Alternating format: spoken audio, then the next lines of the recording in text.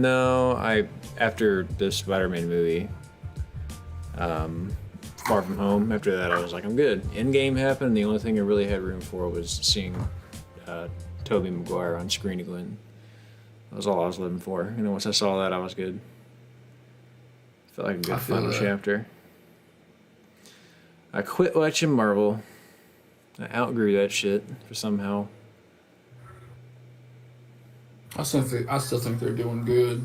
Oh, yeah, I think they're doing good too. I just don't wanna, It's sort of like Arby's. Like, I'm sure they're serving perfectly good food, but nah. You know what I mean? Arby's is like actually fire. Is it? Like, yeah. They get slandered for no reason.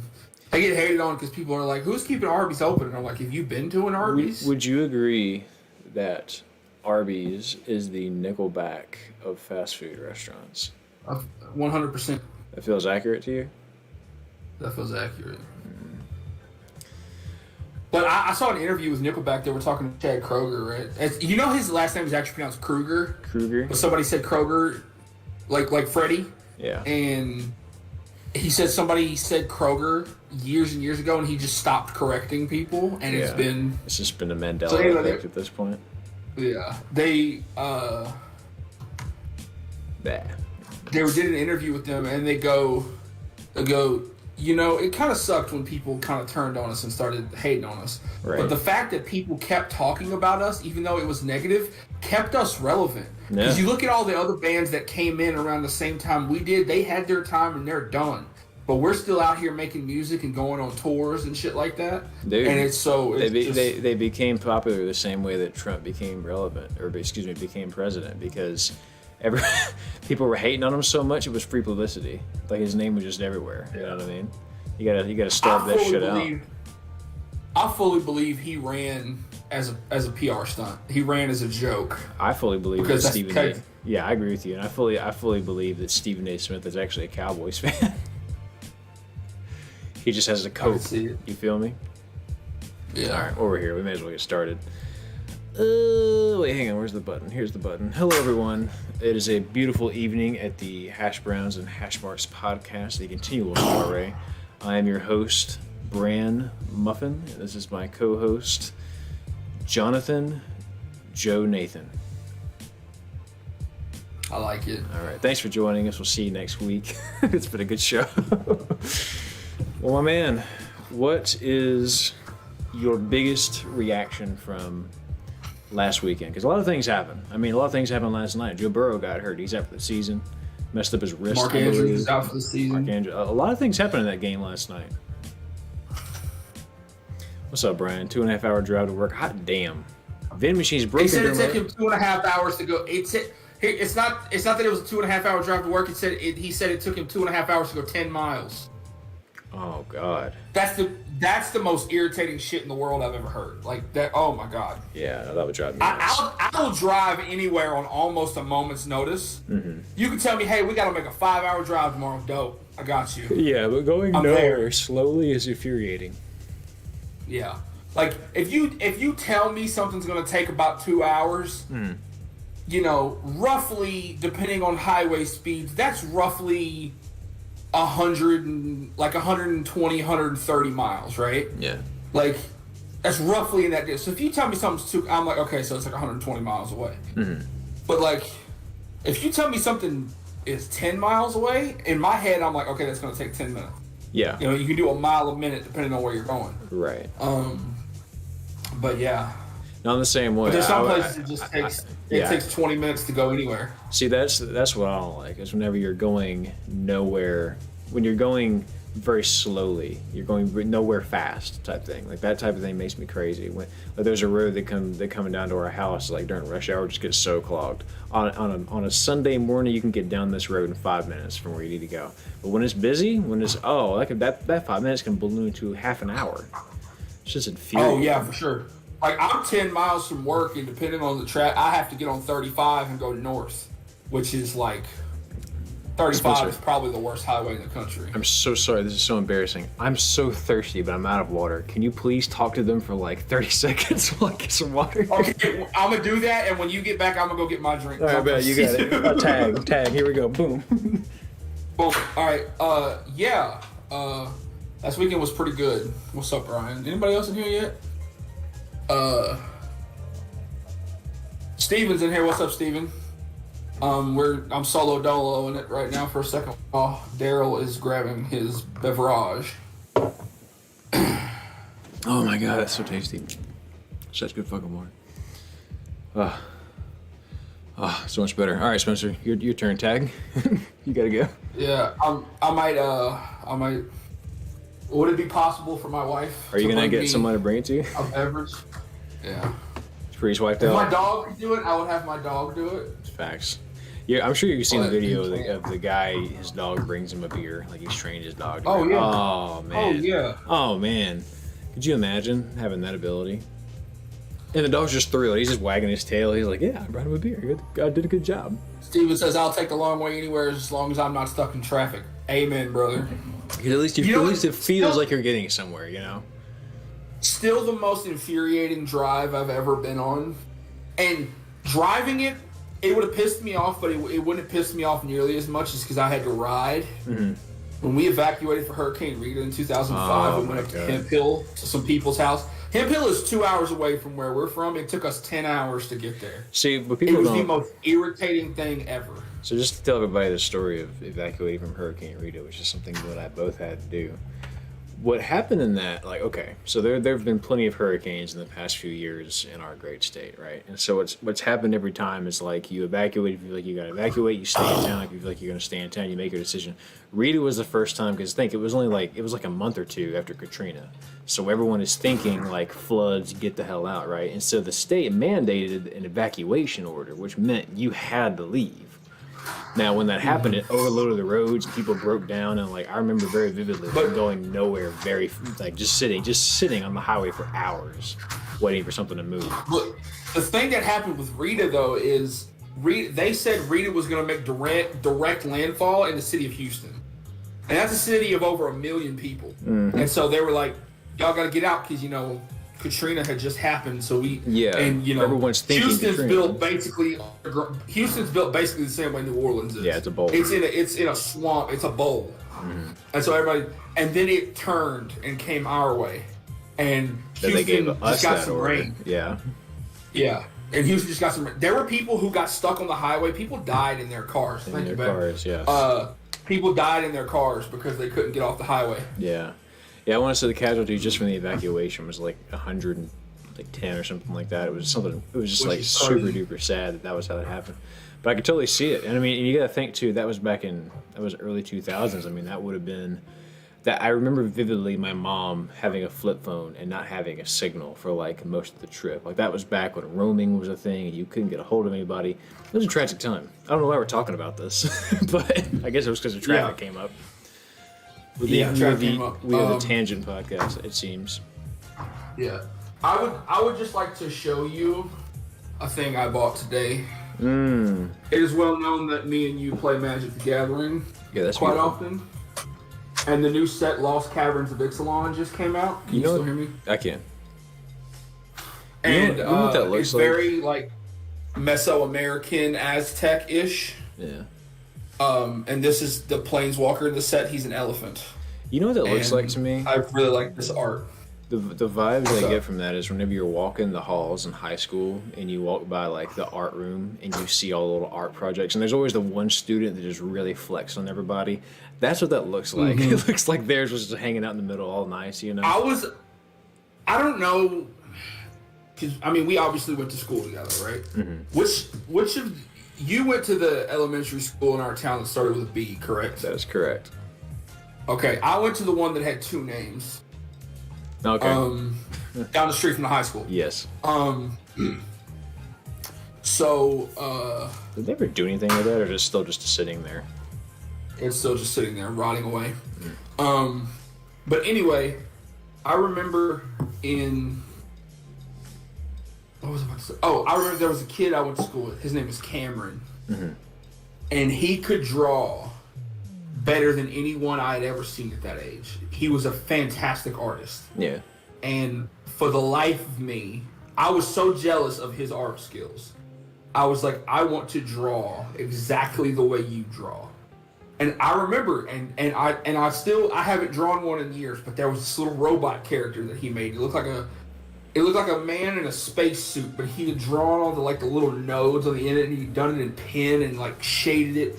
And I copied that robot for years, just drawing, doodling, and I thought that robot was the coolest thing. Never could get it. It's crazy. I remember very vividly in elementary school thinking, like, okay, an artist is a job you can just get one day.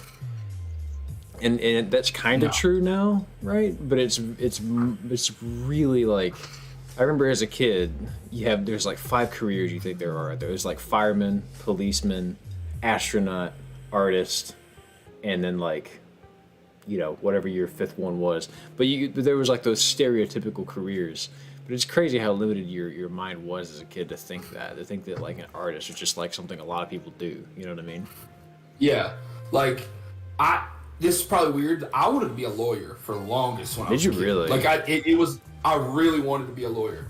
And I, started watching Suits, and I'm like, I could go to law school. But law school is expensive and takes way too long. Yeah, and that's a lot more reading and like typing than I think you would ever want to do, because it's just so much. What like a lot of people don't realize about there's a account on YouTube I watch called Legal Eagle, the lawyer, and he makes videos about being a lawyer and about law and different court cases, and he goes a shocking highly amount of being a lawyer is paperwork. Like, there's so much that goes into it. Sounds he goes, so terrible. It's not super glamorous like it's portrayed to be. Yes, you make good money, but you put in long hours, and it's a super stressful job. And I was like, no, it's not. No, I wouldn't. For something like that, you gotta really love it doing it. You have to get a thrill out of it in some way. And I just feel like if 80% of it's paperwork and then only 20% of those intense courtroom scenes, like, I don't know. That's worth it. I would want to be the type of lawyer that helps most amount of people. Like maybe like an immigration lawyer. Yeah. Or like something that you could really feel good about yourself, where you're just like, I'm helping. Yeah, or somebody who like gets people off of like petty bullshit crimes, they don't need none of that. So like that would be the type of lawyer I'd want to be, but Brian says he did one of these quizzes in high school. I was supposed to give him a profession he's going to be as his broadcaster, radio announcer. Yeah, man, and it's weird because I'd love to be a broadcaster. I'm not even kidding. Well, I think your interests change a lot. Like, I remember whenever I did it, because I did that, and I remember at the time I was convinced that I was going to be a pro wrestler, right? And it wasn't just like I watched, I was like, oh, it would be John Cena. It was like, I was already thinking about behind the scenes. I knew it was fake. I knew it was scripted. I was thinking about like how to sell moves. I was like practicing selling moves and stuff. And even looking back, I feel like I could still do it. But I had that in mind when I was doing that quiz, and it came back like construction worker / garbage man, because I only want to do like physical activities basically. I don't know what it would come back as now. But I did one of those quizzes, and it told me I should be a bartender. Which, like, I can see you being a bartender. I think I'd probably be pretty okay at. I can see you doing that. Like, I feel like I can talk to people really easily. So, yeah. I don't know. Wait, should we like talk football now? It's tangent night, I guess. We should. So. It is. Crazy weekend. I did a base 5 and 5, did 5 college games, 5 NFL games. One of the college games is only in there because I needed another game and there wasn't which is the first one we're going to talk about. Also, last week college game day. I love you. Where they going? College game day, I love you, and I'll watch you every week. There is no reason you should be. There's no reason you should be at App State and James Madison tomorrow when you should be in Corvallis for Washington at Oregon State, because it's probably the last time those two teams are going to play for a while. And I don't know if y'all have ever been to Corvallis or should be in Corvallis. Now, James Madison, big props. Y'all are undefeated. I think y'all should go to a bowl game, even though the NCAA is some dickheads and just denied y'all's little thing or whatever. Well, it's cool. Got to get some TV time. Game day should be in Corvallis. Yeah. Yeah, I don't know, man. Although, I think I agree. NBA doesn't like the West Coast much. They don't get out there too often. They really don't, do they? It is what it is. I don't even know if they went out. Did they? I think they went to Oregon one time this year. Yeah. But Steven, we got to talk about that later. That sounds. I want to hear more about that. But so to give you guys, if you guys didn't know about this, Spencer, I know you did, but A&M's head coach got fired this past weekend. Basically, it just came down to the fact, and that's what the whole thumbnail is about Jimbo getting sent to the shadow realm. Get fired because they weren't winning. They weren't winning ball games. They weren't winning, especially considering it. So this is what frustrates me about the situation, and why I'm actually thinking moving forward things can't get worse is what I think is the case here. So there was a stat I saw like that. Remember whenever A&M had that big recruiting season, and it was like it was just the first time like they ever had the number one recruiting class or whatever. So they pulled in the number one recruiting class, and then there was a stat I saw that was like anytime someone's done this, 2 years later they have been in the top four or the college football playoff, right? And so it was like Clemson did it number one time, 2 years later they were in. Bama did it 1 year, they were in it 2 years later. 2 years later, A&M went had like one of their, like it was like 5 and 7. Didn't they just do it? I thought they did it in 2022 though. Well, so their 2-year window would be next season. No, I think it would have been. Maybe you're right, but the point is like after doing that, they had 2 back-to-back seasons where they started out with like 5 losses, right? Like not the type of results. So it makes you wonder, like, it makes you think like, okay, anybody should be able to come in with this recruiting class and get to a 7-5 season, right, or 8-5 season. Jimbo wasn't the sauce, in my opinion. I think if you get somebody in there that really knows, like, I feel like what he did was the bare minimum you were going to get with that type of recruiting class. Like, you can't do worse than that. So no matter who they get next, I don't think it gets worse. People have been talking about this all weekend, and like, there's names been thrown out there. Deion Sanders. Deion's not going. No. He stayed. Why would he? It'd be He's got a good thing going in Colorado. Well, Dan Campbell would be great. That would be I would love to see Dan Campbell. But please. Dan Campbell's not leaving the NFL. Did you know he's an Aggie? Is he really? Played for he played for A&M. He was a tight end. Damn it! Please, can we get him? If the Lions the thing that I think would be the most hilarious thing is if A&M hired Mac Brown. I think that would be the funniest coaching hire in the history. But it's gonna be. And obviously, there's gonna be There's names out there that we're not even thinking about. There was talk about Dan Letting. He shut that shit down pretty quick, as he should. I mean, I think he's right at home with Oregon right now. Yeah. Not that I'd be mad. People were talking about Arizona's head coach, maybe Duke's head coach, who has been at A&M before, Mike Elko. Yeah. Do you know which coach I think would fit there's this whole stereotype about A&M about how A&M is like a cult, right? And like it's got this very niche, hardcore following. Do you know which coach I think he already has that type of where he's at, a very cultish like fan base, and I think he would fit right in at A&M? Take a guess. I have a wild answer. It's not the right answer you're looking for, but you find the fountain of youth. You take 20 years off of Steve Spurrier, bring his ass in. That's what I think. Who's yours? Yeah, Dabo Swinney.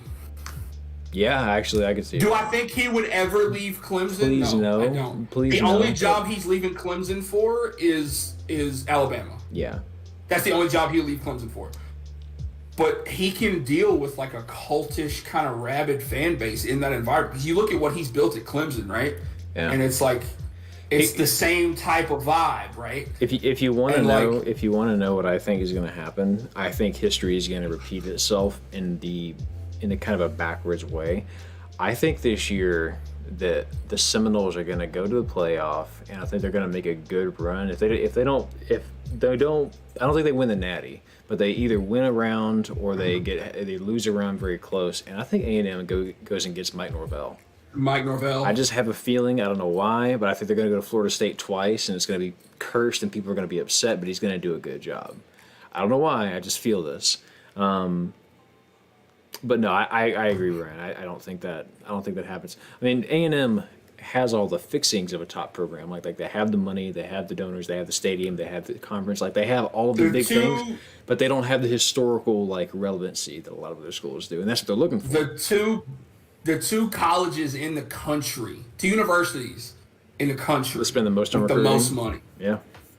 or with the most money, period. Yeah. Is Texas A&M and UT. Yep. They're 1 and 2, and they And you flop better all the time. believe, since they're playing next year, A&M is going to go find. I mean, they're going to be scrambling to find somebody because that's the big thing they're circling. Like at this point, they want that. Please, SEC. This game has to be on Thanksgiving. It has. It can't. There is no other day that UT and A&M should be played. I It agree. has to be Thanksgiving. There's 3 football games you watch on Thanksgiving. You watch the Lions play whoever they're going to play in the morning. You watch the Cowboys play whoever they're going to play in the afternoon. And then you watch UT and A&M at night. Yep. That's how it was for a long time. Being from the state of Texas like we are, you watch the Cowboys and you watch the Longhorns and the Aggies. Like, that's just what it is. And it needs to come back. It's going to be exciting to have it back again. It's going to be What weird. if A&M hired Johnny Manziel as their head coach? We'd never lose. We would go. God, it'd be. Oh, I said it couldn't get worse. It could get worse. It could get worse. Because he's not built for that. He's not built for that at all. I think that they're going to hire somebody that nobody's thinking about. It's not on anybody's I think radar. so too. Yeah, I think they're going to get somebody. They're just going to. It's not going to be a name that people are talking about. Yeah, And they're going to be like, this guy. Yeah. You know who I'd like to see them get? Which, and I swear I heard it, but I guess I didn't, is Lance Leipold from Kansas. Yep. I think he's done a good job. I did hear that too. Well, I tell you what, man. But I heard that he was taking the Michigan State job, but I don't know how true that is. If you're A&M and you could pick anybody, who are you picking? Anybody? If you could just pick anybody you wanted, who are you picking? Current? Do they have to? Can they be a current coach? Yep. Anywhere. Nick Saban. No. Why would you say anybody other than Nick Because he's Saban? washed. So here's what I think. Like, yes, no. Listen to me. I know you're about to say. He is on his way out. What I want, like selfishly, right? Like, Nick Saban to me, I think in the next 5 years could win another natty or two, but then he's done. I want someone that's going to come in and like be a 10-year, 15-year solution and like build a program like that's going to be the new Nick Saban. Like that's what I'm looking. I want to think ahead. Nick Saban could absolutely come in. Nick Saban could do what Tom Brady did for the Bucks, come in and like win a championship, and then kind of be done. And then you go hire Kirby Smart. Well, they could do that. Josh Pate was saying that over on 247. He was like, they could go get Kirby Smart if they wanted to, and he'd do the exact same thing he did at Georgia. You know what I mean? Because it's the same exact thing. There's the recruiting budget. There's the SEC. I mean, it has all the same variables. It just they haven't had the historical wins. But everything else is the same. Brian says the one thing I won't miss about the Civil War is watching the best game of the year on the hardest day of work, Black Friday. Yeah. But yeah, man, rivalries used to be so good in college football, right? I think it's still good. I have a I have a solution to a lot of college football's problems, right? All right. Currently, first off, you have to pick any 11. Pick any 11 teams that are currently in the FCS that you want, and we're moving them to the FBS. That's the first thing you're doing. We're going from 133 teams to 144 teams. Okay. And then we're going to have 12 conferences of 12 members each. You're going to have a Power 6 and a Group of 6. We're going to keep our big name. We're going to keep the Big 12. We're going to keep the SEC, the Big 10, the Pac-12. And they're all going to be regional. We're bringing the Big East back. The Big East is going to be Power 6. Okay. Big 12, Big 10, SEC, Pac-12, Big East, ACC.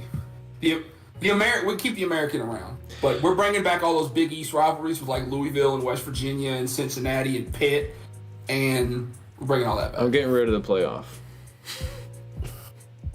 No, I'm expanding it. No, I'm getting rid of it. Just I'm going to maximum. 16 Just to maximize 16. See, 8 to me makes sense. We're not going to get into this today, but I just think like that you take the Power 5 winners, and then you take the next 3 best records, measuring like Well, no, you do 2 type thing. Well, in my system, the 12 would work. Just give me all 12 conference champions. Yeah. I can see that. Yeah, because let the group of 6 compete. Give me all, because you're gonna get the year when number 1 Alabama or Georgia is gonna play number 12 like App State or Boise State or somebody, and you're gonna watch the greatest upset you've ever seen. Oh, is it gonna happen that often? No, it's not. But I just want the chance. Somebody gonna catch the lightning in the bottle, you know. Mm-hmm. Ugh. Man. Although I will say this about Jimbo leaving is that 2020 was the year. We got when we had Kellen Mond. It was the COVID year. We got shafted out of that number 4 spot behind Notre Dame. And then A&M goes on to beat Alabama next year with a backup quarterback. I think they would have beat Bama in the playoff. I think they would have won it all. That was their year. Where is Zach Calzada these days? Because he's not at Auburn anymore. On the couch, probably. Or we're at San Diego State. He could be. I don't know. Well, let's pick some games, man. Yes, sir. I'm pulling up my notes right now. I'm pulling up the scores right now. All right, I'm just trying to eyeball this. Damn, Miami really slid. I was high on Miami for a while. Oklahoma slid. Texas somehow didn't shit the bed. Texas is in there, man. They almost did, though. Let's see. Okay. All right. We got number 10, Louisville, at unranked Miami. I only put this game in here because I needed another game to pick. Because the other 4 games we're picking are all ranked versus ranked. So it's a weird game. So they're at Hard Rock. Miami is a 4-loss team. Louisville is a 1-loss team. But you got to think.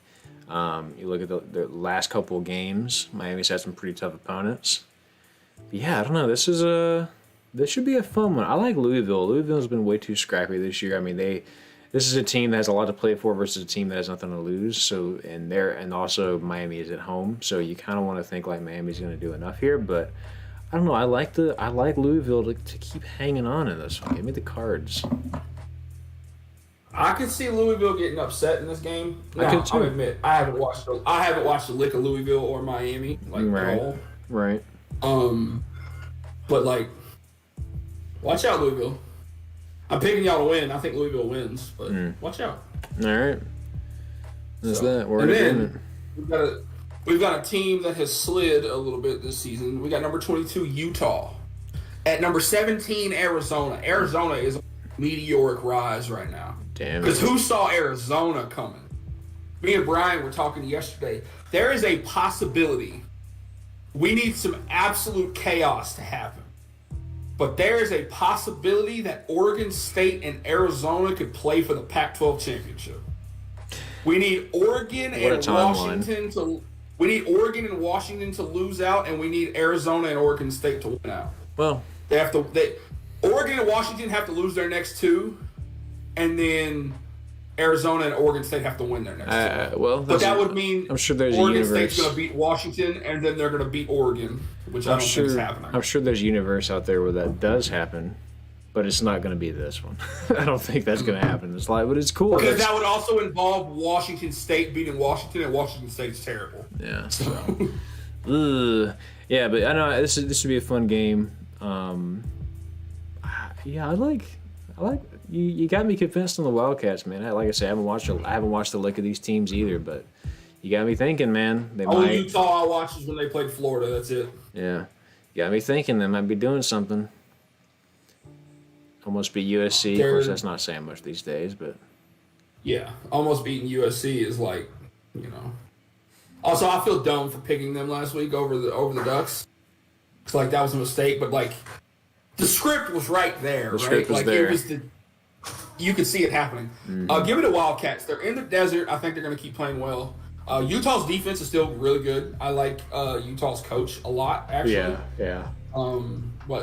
What's his name? Ooh. Kyle, I think. Kyle Whittingham. Yeah. But yeah, give me the Wildcats. We are 2 for 2 on agreeing. And then the next, we've got number 21, Kansas State, and number 25, Kansas, Sunflower Showdown. This is only the second time in the entire history rivalry that both teams have been ranked. Why can I not find this? Kansas State. Here we go. K-State. Which tells you, with Kansas coming off a couple weeks ago upsetting Oklahoma. Hey, this game's going to go crazy when during basketball season. I guess it's basketball season, but it looks like a basketball game right here. K-State's been pretty solid. The Jayhawks, man, we were so high on them last year. And of course, I'm still high on them. What's his? Who's the guy before Jason Bean came in? There was another guy. Jalen Daniels. Jalen Daniels, and he announced that he's going to be back next season. Okay, he's still hurt, right? And the whole idea, I think he's hurt, or he either hurt or he got benched. Damn it! But I still think he's an incredible quarterback. Yeah, there's no doubt. We saw him. Is doing in Kansas, and it's nice to see the Jayhawks doing something. Yeah, it is. It's nice to see them actually. You remember that time they got Les Miles? That's kind of funny to think about. Yeah, I forgot that they did that. Yeah, that was a whole era there. But I'm taking the Wildcats here. They got too much firepower. I'm also taking the Wildcats. I mean, they're scoring. They haven't scored under 33 points in the last 5 games. I mean, they're just walking all over defenses. So. Yeah. Give me. Should have beat Texas. State. You know it is. Should have beat Texas. But these things happen. Yeah. And then we've got the second biggest game of the weekend, in my opinion. We got number 5 Washington at number 11 Oregon State. Now this ought to be in Corvallis. Watch this game. Yeah. You're gonna watch a really good quarterback in DJ Uiagalelei for Oregon State, and you're gonna watch a Heisman finalist with Michael Penix at Washington. I'll never forget the first play that put Michael Penix on the map was that when he was Indiana versus Penn State and he had the layout. Oh, during the COVID year, we have a thumbnail of that on our channel. We do somewhere because it was right around Halloween when we did that show. Yeah, and he just hit that spooky fucking. It was incredible. No, I mean Michael Penix is fantastic. There's no questioning that. I mean, just look at his. 28 touchdowns. He's definitely in the right top now. 3 for the Heisman. Yeah, I mean he is this team. But this should be fun. It looks like Oregon State. Romeo Dunze. I don't know how to pronounce his. Steven says I watched some Huskies games. It was a really good time. Steven has ties to Seattle, so. I guess that's true. Yeah, forget about that. But yeah, Oregon looks like they got a pretty good defense this year. Oregon State, that is, looks like they have a pretty good defense this year. So it should be a fun game. I still think the Huskies are too much. But every game you watch, you just keep thinking like, this is the one that they're going to get got. This is the one they're going to get got. Because it always happens to the Pac-12. The Pac-12 always cannibalizes Pac-12 always eats itself. Because they play so many conference games. Yeah. But yeah, I'm also going to go with the Huskies because this should be a very good game. And Oregon State has a turnover chainsaw. Don't take it back. They got a chainsaw. Give me the Beavers. Give me the Beavers on the chainsaw. I take it back. I kind of hope it would be kind of cool if they brought him back. Back in the day. You remember when Nike lose? You remember back in the day when Nike was doing pro combat uniforms? Mm-hmm. They gave Oregon State something called the Giant Killers. And they were based on some uniforms that they wore way back in the day when they upset like the number 3, and maybe the number 1 team in the same season. Yeah. They beat like some highly ranked teams when they were unranked. They called them the Giant Killers, and it was crazy because the stripe went into the face mask too. So like the front part of the face mask right here was white, but the rest of it was black, and it was matte black, but the stripes were shiny. Oh, they look so good. I'm so happy it's football season. So happy to be here.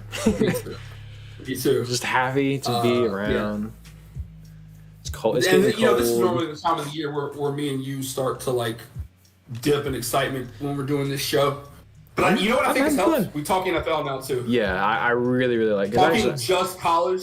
Because I follow NFL a lot more than I do college nowadays. And I just like football, man. It's just fun. It's fun to watch it. And I want to follow more NFL, but I still fall into the same habits of like, I don't watch the Thursday games. I rarely watch the Monday game. I usually just watch the Cowboys and then I'm done. I'd like to give you a quick tangent. How do you feel? And this could go out to anyone who's watches football. I was watching the Bills game the other night, and they played Denver, and Denver all around, like, probably should have won the game, and they did win the game. But the way it ended pissed me off because, and I say this considering some of the final plays in the Dallas Eagles game. How do you feel about pass interference on underthrown balls? You know what I'm talking about? Where they throw it, and they have to go back to it like this, and the defender almost basically has no choice but to run into them because, how do you feel about that? I think every penalty should be reviewable. Every single one. I agree. I don't care what holding, false start, pass interference. What I think it should all be reviewable, especially in the final 2 minutes of each half. Specifically, then. Yeah. Now. There was the bullshit when they called on Stephon Gilmore against the Eagles when the ball was literally uncatchable. Sure. The receiver could not have gotten to the ball. And he didn't even touch him, really. Right? And so, but I think there's a lot of penalties in football that I think are dumb, but I understand why they're a thing. Like, I think blocking the back is, like, the dumbest shit in the world.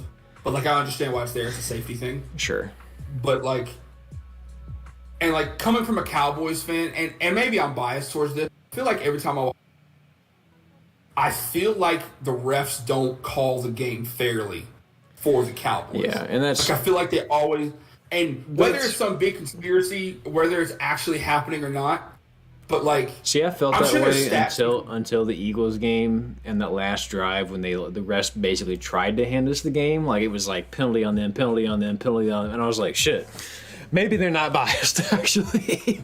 But in my opinion, they shouldn't have been in a position to hand us the game if they would have been calling it fairly all night, because we would have been in the lead, But also, it's on us, the fact that we had 1st and goal from the 6th and didn't score. But all that to say, like, just how do you feel about the pass interference on a thrown ball? Because to me, it's like, it feels like it is undefendable. Like, what are you supposed to do? If you're that wide receiver, do you turn and like superhumanly stop? Like, it just feels unfair to me. Yeah, Brian, I hate those ticky-tack unsportsmanlike penalties. I don't like those either. He spun the ball. Yeah, it's just. And Gronk he would like dunk on there was tight ends. No, Jimmy Graham, he would dunk on the goalpost. Mm-hmm. Like he would like. They call that. Like he was dunking a basketball. You can't do that anymore. There's a lot of shit. Yeah. There's a lot of... And on an underthrown ball, I understand why you have to call it, but I feel like you shouldn't because the defender had no choice. Right. Right. Like, that pass that Dak threw off of one leg to CeeDee Lamb when he had to come back to get it. That's what I'm saying. Oh, yeah. Mm-hmm. Yeah, and against the Giants. Yeah. And, like, it was like... He looked like he was thrown out of bounds, and CeeDee Lamb was like, give me that. Yeah. If the defender would have been right there, he would have had to tackle CeeDee Lamb to, like, stop that from happening, and they would have thrown the flag on it. Yeah. So it kind of reminds me of basketball. I don't watch basketball that much, but it kind of reminds me of the thing in basketball where you literally just stand there and allow them to hit you so that you get a foul called on. It's just... It's called taking a charge. Yeah, it's just things like that piss me off. It's like, that should just... To me, that just should not exist. You know what I mean? Like, I saw a thing one day... I understand how it exists, why it's there, but goddamn, it makes me so upset to watch. Yeah, I saw a thing where they were like, "Do you think an average person could score 10 points in an NBA game?" And I was like, "Probably not, but I'm gonna just stand there and take charges all day, and you're gonna give me free throws of it, and I'm gonna make a few of them." Yeah. Come on, LeBron, come hit me. You might hurt me a little bit. I also like that question of, like, do you think the average person could rush for 1 yard on a play behind the offensive line? Yes. I'm like, yeah, I think so, actually. I think I'm patient enough to be like, I'm not going to charge that hole. Behind an NFL offense, people were like, I saw this question too. People were like, behind the Cowboys offensive line or the Eagles offensive line. Yes, of course. But also, these are NFL players. And it depends on what defense you're playing against. Yeah. Because if you're playing against, like, the 49ers or the Cowboys... Maybe not. Mm-hmm. But, like, if you're playing against, like, a defense that sucks, yeah, and you even have a serviceable... But also, there are people who are taller than 6 feet. Just literally fall over and you'll gain 3 yards, 2 yards. Right. So, like... Yeah, it's kind of silly. Now, could you break? Now, could you break a run? That's a different question. Because then it's like, could you put a move on a linebacker once you got through the hole? No. You couldn't. No, I don't think Average person could not do that. But then you see like Tom Brady's old ass like a couple years ago just like escape the pocket and run for like 8 yards and okay, well maybe I could actually, Or you see Daniel Jones do that back before he got injured and go, you know what? Maybe. What's up, Willie? Will says hello. I just got off of work. What's up, man? I'm sorry about your tight end getting injured. But I'm happy for the win because that was a big win against Cincy. And if you're a Cincy fan, Godspeed, because you got to be you're hurting in a bad way after last night. You lose the game. You lose. Yeah, you lose Joey B. You lose the game. Yeah. Anyways, what's our last college pick? This is probably the biggest game of the weekend. Number 1, Georgia. At number 18, Tennessee. Trap game or no trap Tennessee game? We'll get into that in a second. Tennessee was very good last year. They beat Alabama last year. They had a couple things down the stretch, but, they got mollywopped by South Carolina. And they've lost a few games this year. They ended up losing to Alabama. I'm gonna tell you this. This is a trap game. False. And let me tell you why. Explain. Carson Beck, the quarterback. Think about the road games that Georgia has played. At Auburn. At Vanderbilt. Right. Mizzou. At Mizzou. Yeah, they played at Mizzou. No, I thought they played Mizzou. No, they played Mizzou at home. You're right. Well, their last away game, their last traveling game was a month ago at Vanderbilt. So this will be their first away game in a month. It's first away game in a month. Mm-hmm. This is the first time Carson Beck is going to a tough team in a hostile environment, right? Sure. So, by every metric on paper, Georgia should win this game. But, this is also a trap game because, Tennessee fans are going to be going crazy because they want to see their team good. Right. And the first time they've played a real road game in, a real place. Mm-hmm. I'm going to take the Volunteers by a field goal. Holy moly. I think they upset them. Yeah, give me Georgia by 20. Tennessee just got. I need to stop picking against Georgia and see it. I might be with you if they had won against Mizzou last week because Mizzou's a quality opponent. But then you see a quality opponent beat them 36-7. I mean, for them to get mollywopped the way they did, I don't know. I forgot about that. Give me the Bulldogs. Okay. I forgot they got stomped by Mizzou. Yeah, had they beat Mizzou, I'd be in a different, it'd be a whole different story. Or if it was closer against Mizzou, Bulldogs. Yeah. Brian, that's so true. We feel the same about Dak's picks versus Josh Allen's picks. It's just, it's all. Hey, it's all Daryl, relative. I feel bad every time I want to talk shit on Josh Allen for throwing interceptions, and I want the media to do the same. Because I know your wife is a new big fan. Well, so the bottom line is I feel bad. I don't want her to ever be because it's not upset about at me because it's not about Josh Allen. It's about the way the media portrays the whole situation. I'm sure you're a big fan of Josh Allen. I like Josh Allen. Yeah, it's just a matter. I like Josh Allen a lot. It's how the media. It's the media portrays I have the issue with. Right. Yeah. Okay. But I will say the media's been talking about Dak being potential. Marcus Spears. He was talking. Marcus Spears played for the Cowboys, and so it's probably a Cowboys fan. Marcus Spears is also an LSU grad, and they tend to tell shit like it is. Yeah. So he was. I remember when we were winning the Natty, and him and Ryan Clark got on there and get Stephen A. Smith. It was really funny. But anyway, so just the media ruins a lot of things for stuff. I agree with you. Because all of the talking heads get paid to say wild shit. Yeah, it's not about being right. It's about being interesting. It's not even interesting because they're just loud and wrong. Well, yeah. I am widely on record known for not liking Stephen A. I can't stand him. I think he's a jackass. I think he's funny. I like him as a person. He plays the part. I respect him as a person and what he's done for years. Yeah, he plays. But I don't like the way. And I don't like Skip Bayless. I can't. He's the biggest Cowboys fan in the world. As much as I hate Skip, I love Skip. There's something. I mean, the whole thing that went down with him and Shannon. with him and I wish Shannon would have went across that table with him. I mean, that was the most unprofessional. I can't to this day. Like I look at that, and I can't believe he did that, right? And I can't believe he never really apologized. But that aside, like I like Skip. He's cool. He's a cool guy. He's fun. I enjoy his takes. They're always well articulated. You know who I think I dislike more than I dislike Stephen A. Smith? Who that? Like, actually, Colin Cowherd. See, I don't watch enough. Oh, my God, oh, my God. He's such an idiot.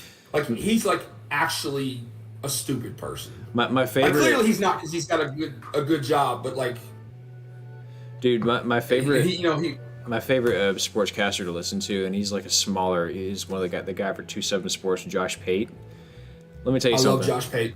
When there are certain people that talk in sports, and you're like, okay, cool, like you made a good point. When he talks, I like Greeny too, Will. Greeny's good. Whenever Josh Pate talks, I'm like listening. He finishes his spiel, and I'm like, this motherfucker this is gospel. Like he has spoken truth. Like he made excellent. Everything he says, I'm just like I buy in. Like I believe him wholeheartedly because he just has that shit down, man. That dude knows college football better than a great many people on a bigger platform than he is. You know who else I like a lot? Although sometimes the takes she has pisses me off. I like Joy Taylor a lot. If you know who Joy Taylor is, she's on there with Emmanuel Acho, who I like a lot. But you know who I also don't like, who is on there with Joy and Emmanuel, is LaShawn McCoy. LaShawn McCoy might be the dumbest person talking. Oh my God. Hey, you ever see NFL on the Fox NFL Sundays whenever they bring Gronk on there, and Gronk just like Gronk is but not. At least Gronk is. He's trying, but he is not figured out. LaShawn is just cringy, bro. Like. Shady gets on my nerves. Gronk kills who else do I like? He just hasn't figured it out yet. He called on the Redskins a couple weeks ago. I was just like, come on, man. Come on, man. Oh, I think he does that on purpose. He might. I think it's part of his shtick. That's his whole thing. He's trying to be a himbo. That's what he's trying to do. I guess so. You know who else I like is Nick Wright. I like him too. Guy with the long hair and a mustache. Yeah. There's a lot of good ones out there. Let's pick some damn games. Bill Walton who's our first? Gonna be NFL now. Buccaneers at Niners. Bucks and Niners. So NFC matchup, excuse me. I'll be honest with you. I have been impressed with how Baker has played this year. I think he has. You look at this record. They've lost 4 and they finally got one against Tennessee, but they were in the game against Houston. They were in the game against Buffalo. They were in it versus Atlanta. The only last game they really got beat was Detroit. I mean, they've been in every single game. They're one of those teams that's kind of just like losing by a score every week, and it's kind of killing them. But to me...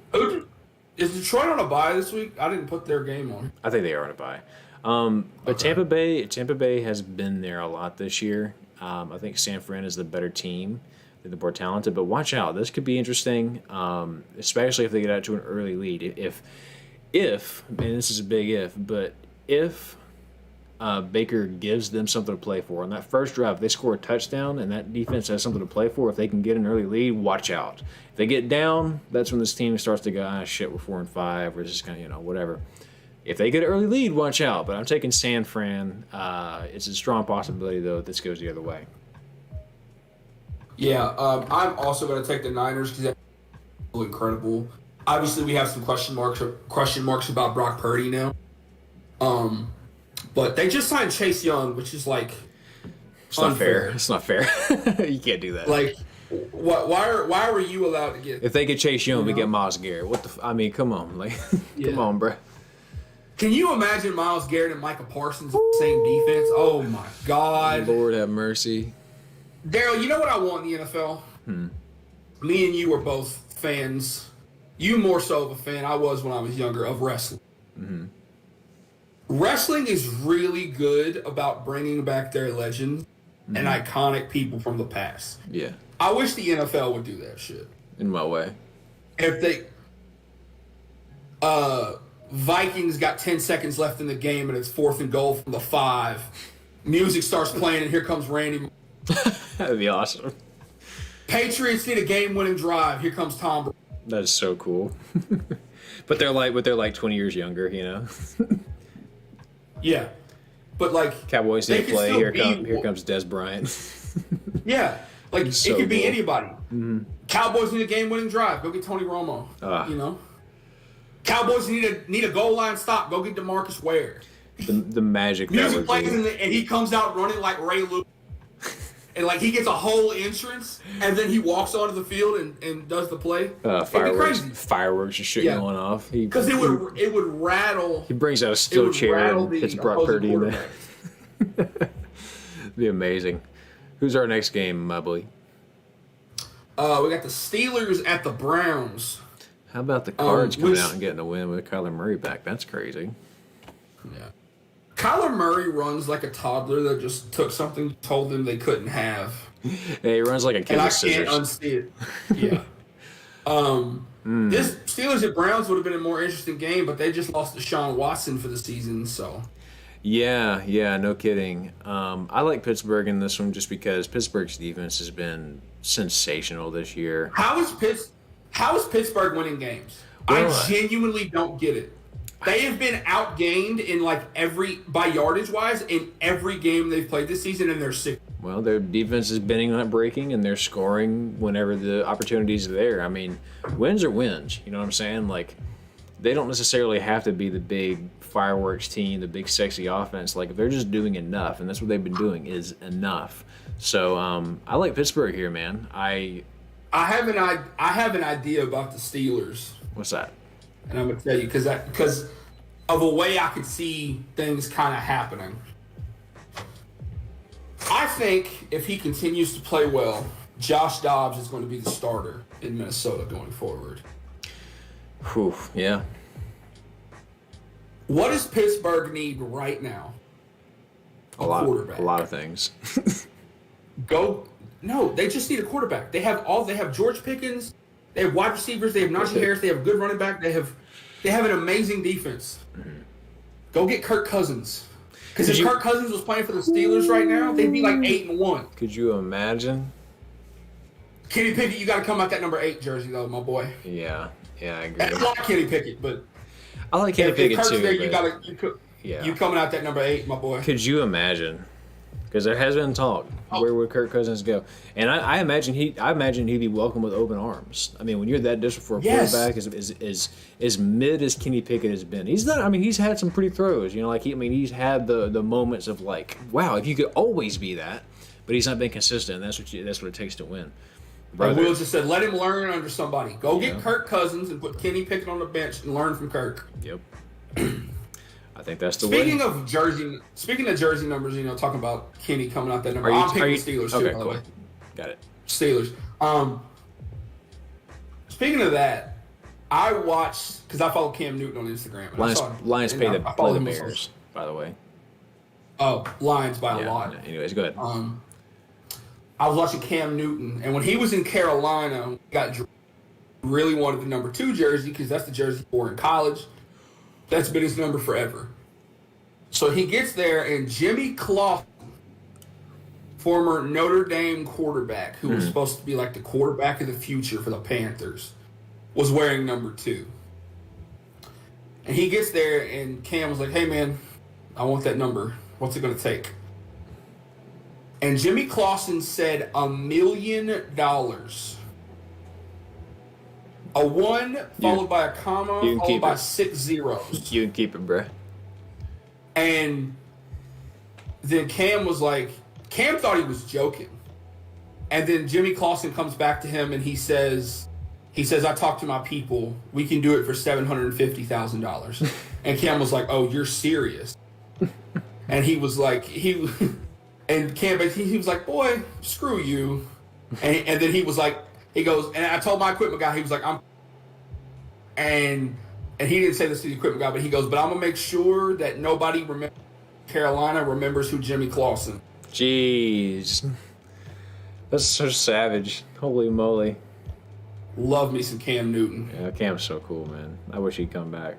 Yeah. I still think he's good. I want him and Jameis Winston to have a sports show. Like when Jameis is done with football. Oh my God. I want them talking about football. Oh my God. It would be the funniest shit in the world. Oh, I'd pay so much money to watch them two just chill and talk. When Jameis is done with football, somebody go get him and put him in front of a camera. Seriously. With a hot mic and just let him watch sports and let him talk. I don't care what he's watching. Just let him talk. There's an interview. Give him a bowl of crab legs and let him talk. There's a clip that I really like. Hang on a second. Like, obviously, we talk about the E to W thing a lot, which an all-timer. The way he says this, like, I'm going to play this. If I could just find this damn... Alright, I'm going to find this clip. The way he says this is the funniest thing ever. Got your wrist, Where's it at? Oh, you know who else would be really good? Tell me. I want Jameis and Marshawn Lynch on the same show. Oh, please. Because that would be really funny, too. Alright, here we go, everybody. Check this out. This is my favorite clip of Jameis Winston ever. As a kid, my I don't know if I'm going to know this was one. always football. I didn't realize that my passion was playing football. One of the best back. What are you talking about, man? He said... I don't know if you can see it, Spencer. Can you see it in your I see it, but I can't see what he's saying. Basically, I can't hear what he's saying. he said, I grew up knowing that my passion was football, but then I realized one day that my passion was playing football. Like, it was this big revelation that he added the word playing into the sentence. Florida man and a quarterback? Absolutely. Cam was a Florida guy. He's from Florida. I didn't even realize that. I had no clue. Went to the University of Florida. He was backup Tim Tebow. What? I had no clue. This is new information to me. You didn't know that Cam went to Florida? I had no clue. He got kicked out of Florida because he stole a kid's laptop and said that he didn't because he had tossed it in the bushes outside the window to his dorm. And then he transfers to Blinn, wins a national championship with Blinn, and then went to Auburn. Oh my God, that's insane. It just to think about that. So think about all the players from that team, that 2008 Florida Gators team. Think about all the players on that team and how many like absolutely amazing players there were. Mm-hmm. And then you had Cam Newton to the mix. Yeah. Like, it's insane to think. Great. Just thinking about the fact that Cam was like a college kid one time, like, and totally picturing that he would have done something dumb like that. It's just so funny to me. All right, let's play some games. I gotta get to bed. Brian says we don't speak of Cam Newton when the Ducks have playoff hopes. You guys will invoke his. Fair enough. Will says also I'm gonna take the Texans. By the way, taking the Texans over the Cards. Oh yeah, same. Yeah, of course, by a mile. And we got Jets and Bills. Now this is gonna be a weird one because Buffalo just has a hard time with the Jets. They did last year.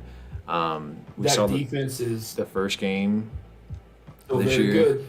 I think they'll figure it out. I think that Ken Dorsey being out of there is going to give this team a little bit of a different morale, just because a change has been made. I don't think the offense is going to look that different because I don't think that you're just going to bring in a new guy with new plays and everything. I think a lot of it's going to look very similar, but I think there's going to be a little bit of a. I think when you tell your team, hey, we're making a change, we realize there's a problem, the morale goes up. I think that the morale is going to be there. I think that the offense is going to click, and everyone's going to be like, the problem was Dorsey. Probably was. To a certain extent, we won't get into mistakes Josh Allen made last week, but you could potentially point some of it at Dorsey. But all that aside, I think the morale is going to be there. I think they'll figure it out. They beat the Jets in a close game, and the only reason the Jets don't win it is because fucking Zach Wilson. Yeah, Zach Wilson. Yeah, I'm taking the Bills too. Yeah. But like, also, it wouldn't shock me to see the Jets win the game. Yeah, it wouldn't. They could just lean on Garrett Wilson and Breece Hall in their defense. Right. So yeah, give me the Bills. Had the Jets won last week against the Raiders, we might be having a different conversation. But also, can we talk about the Raiders turning around? You know, getting Antonio Pierce as the interim coach. Yeah, and they got somebody's uncle at quarterback. Here's a tip this is for NFL executives out there. Never hire someone who has coached under Bill Belichick. Don't do it. Don't hire Patriots coaches. Yeah. Period. Until Nick Saban's done with them. Yeah.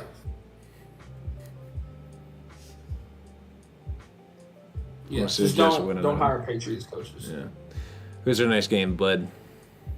We got our team, the Cowboys, at the Panthers. Listen, brother, I'm taking the 1-8 Carolina Panthers in the upset of the century. The Cowboys are going to go in there too relaxed. Dak's going to have diarrhea. They're going to blow it. Give me the Panthers by 3. Are you like actually serious? No, the Cowboys by like 20. Yeah. They'll handle business. But don't be surprised if we stall out the first drive and we're going to be like, what the hell's happening? Well, okay, and then we're going to come alive. The first drive, Dallas's first drive every damn week. If you look at the past few years, I want to say 8 to 10 years, the game before the Thanksgiving game sometimes gives us a little bit of trouble. Somehow. We've lost like 3 of them here recently. Yep. And so, yeah. Cowboys, I'm picking Cowboys, obviously. There's not going to be too many times I don't pick the Cowboys. We know. Unless it's like we're like way overmatched. Brandon Cooks has turned it on. This offense has let Dak loose, which is what they've been needing to do this entire time. Yeah. It's like, just forget that the San Francisco game ever happened, because since that game, Dak's been playing, like Marcus Spears said, the best quarterback in the league. Just over that span, I think Dak should firmly be in the MVP conversation. I think top 3 MVP conversation. I think it's like Mahomes, Tua, Tyreek Hill, Brown, C.J. Stroud, and Dak. Like, not necessarily in that order, but like. And here's what impresses me about Dak is last week they put up. And he's running now. Well, right. He's running like he used to. So they put up a graphic. It was either last week or the week before on a Jets game where it was talking about how elite quarterbacks struggle with the Jets, and they had Mahomes up there, and they had Josh Allen up there, and they had Hurts up there. Jalen Hurts. And it just basically said like each of them were throwing on average like at least 1 or 2 picks a game. They're throwing way less than their average yardage. Blah blah blah. And the whole idea was to sell the fact that the Jets defense is very good and they'll shut down your good quarterback. One quarterback that wasn't up there was Dak, who threw for like 2 touchdowns and 250 yards and no interceptions in that. And no interceptions.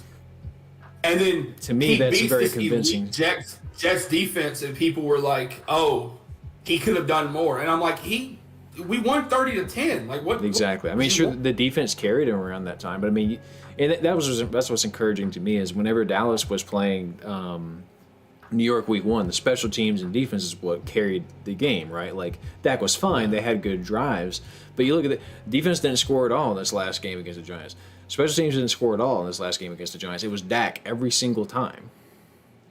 The Cowboys against the Cowboys have outscored the Giants 89-17 this season. Just want to let you know that. It's ridiculous. Also, in this past game against the Giants, the Cowboys outgained the Giants by more yards than a team has outgained a team in years. Unbelievable, isn't it? Yeah, it's incredible. And, I don't know what happened. I don't know what shot in the arm that Dak got, but he's playing incredible. Obviously, I'm wearing his jersey. So honestly, I think he just needed time. I think he needed time in the new system without Kellen Moore there. I agree. And it's like that thing, we've been talking about it. After Dak would throw a pick with Kellen, he wouldn't let him throw it down the field. He threw a pick against the Giants. He threw it right to him. And what happened? The next drive, threw it deep. Exactly. And that's the thing. And that's what blew the playoff game last year is that the pick happened. But then again, and what the announcers always say, like, get your quarterback easy passes, right? Get your quarterback some nice little underneath easy passes and get their confidence back, and then you can open up.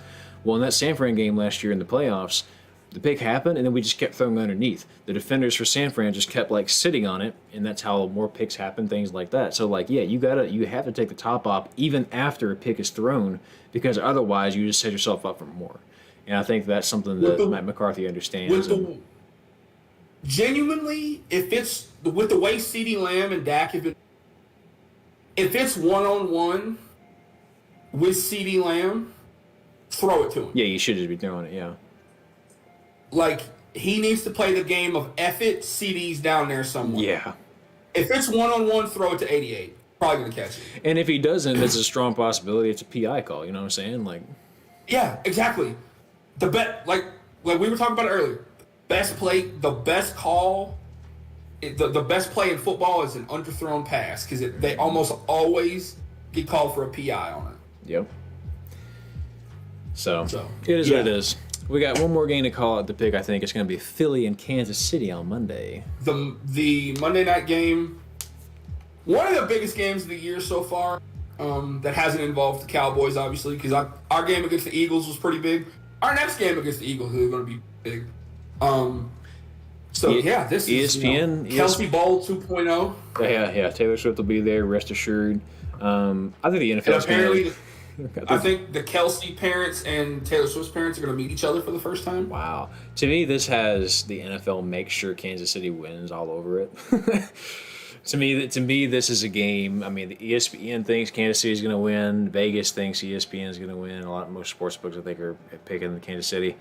It wouldn't surprise me if Philly did come away with this because, as we know, I mean, they are. I think this game's going to be excellent. I think they're as good as their record. My opinions about Philly are well documented. But they're still a very good team, and I love Jason Kelsey. I like Jalen Hurts. Yeah, big fan of Jalen Hurts. Give me the Chiefs. I think the Chiefs do win, but I think this game will be close. I think this game will be very good. And I'm gonna just throw this out there. There's a realistic possibility that the Eagles could lose their next 4. Yeah, there definitely is, and I mean, as much as I'm hoping that Philly loses this game, I somehow just get the feeling they're gonna figure it out and win it. But don't get me wrong. Like I say, there is something in me tells me that if they win this game, they're losing to the Bills next week. Right. Like I don't think that they get through the next 3 weeks. I guess they have a bye after. I think they're best. I don't think they get through these next 2 weeks without at least one loss. They go Chiefs, Bills, 49ers, Cowboys. Don't they have a bye week in there somewhere? No, they just had it. They just had it. Yeah, I don't think there's no way they get through the next 4 games any better than 2-2. Yeah, that's what I think. Which means, if you look at the schedule, it means they might probably beat the Bills and they might beat the Cowboys again. I don't want that to happen, but if I could draw it up any way I wanted, it would be beat Kansas City, lose Bills, beat 49ers, lose Cowboys. That would make me feel good. I'd be okay with that one. Yeah. So I just want them to have a worse record against NFC opponents because our 3 losses have come to all NFC opponents. Yeah. So I just want to know what happens because the Eagles have already swept the Commanders and we've already swept the. Right. So if the Cowboys and the Eagles split their series, let's just say that happens, and then we both sweep the other teams. The Cowboys sweep the Commanders. And they sweep the Giants. Who wins Yeah, because we've already swept the Giants, and the Eagles have already swept the Commanders. So if the Eagles sweep and we sweep the Commanders, and we split the game with the Eagles, who wins it possible? Is there such a thing as you tying the division? I don't think so. Know. Do you know a team that's 6-10? Maybe they'll take the most recent one. I don't know. You know a team that's 6-11 could make the playoffs? I believe it. Because they'd win all their division games. I guess that's and true. Lose every other one. I guess that's and they'd be true. first place in their division. That's insane to think and about. And a 6-11 team would host a playoff game. Football's funny. All right. You got a uniform. Like around Ducks, ASU, Chargers, Packers, Chargers, and Ducks. Chargers, Ducks. Yeah. No way. Also, he brought up a good point. Yeah. If we do the show at the normal time next week on Friday, it's going to be during the Civil War. It's going to be during Oregon and Oregon State. Will you be in our hometown next week for Thanksgiving? I will not be. Okay. Well, we'll figure it out Unfortunately. then. We might do like a Sunday game or something when I get back in town or something. We'll figure it out. We'll talk about it. I'll text you about it. Yeah. Do I got a uniform? Yeah, check the uniform and let's go to fucking bed, baby. You know what? I'm look up the ones I was talking about earlier. The Oregon State Nike Pro Combat 1000. It was either 9, 10, or 11, but it was called the Giant Killers. I just thought they were slick back in the day, and they put them in the video game. This for Oregon State, you say? Yes, sir. All right, I think I found it. I just thought these were slick. Obviously, it's very early 2010s college football, but it's still This is a retro? still very good.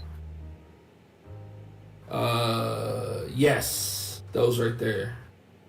Call them the Giant Killers. This dude looks like he is not big enough for this uniform. He looks tiny. It's probably just some Nike rep they paid to put the uniform on. Yeah. But just look up the whole spread of Nike Pro Combat uniforms, because they did a bunch of them back in the day. I think they did like 3. That is such a throwback thinking about that. Yeah. Like, there's that LSU one that was a Pro Combat uniform with the eyes. Like, they did ones for Oregon. I think they did Oregon. They did Alabama had a Pro Combat uniform back in the, which is crazy to think about. Oh, man, that takes me back. It does. That is Alabama's. Alabama. But if you look at Alabama's, there's very faintly in the numbers was that houndstooth pattern. You could barely see it. And they had an American flag on their arm, and were slightly different. So badass. But Florida did one. Oklahoma did. What a throwback this is, man. I remember 12 that one right years there. ago. That TCU one. That TCU one. That was the wallpaper on my computer for the longest. I believe it. Because I remember they were talking about that old coach, and it was all on ice because there was that coach back in the day. He was like, "Fight them until hell freezes over. Fight them on the ice." What a quote. They did, yeah. Damn it. They did some really cool stuff back in the day. Back in the Andy Dalton era of TCU. Oh my God! Don't say that. That makes me feel so old. Well, everyone, it's been a hell of a week, hell of a show. Spencer, my boy, as always, appreciate you. I'm going to bed. I'm very tired. I got a lot of stuff to do tomorrow. Yeah, I'm gonna go play Magic or play video games. I haven't decided which. Beautiful. Like the video, share the video, subscribe, all that good stuff. I just looked up. I was like, "Why is it so hot in here?" That I'm a ceiling fan. Well, that explains it. Yeah, we'll see you next week. Maybe, sort of, kind of. We haven't figured out the date yet. We'll be here. We'll be around. Play it by ear. So, all right, y'all. Yeah, y'all should handle Arizona State. Yeah, I think so. I think yeah. I'm not worried about that one. All right, everybody. Thank you so much. Take care. We'll see you. Brian, Will, Steven, thank y'all for watching. Y'all boys be good. Yes, sir. Yeah, bye.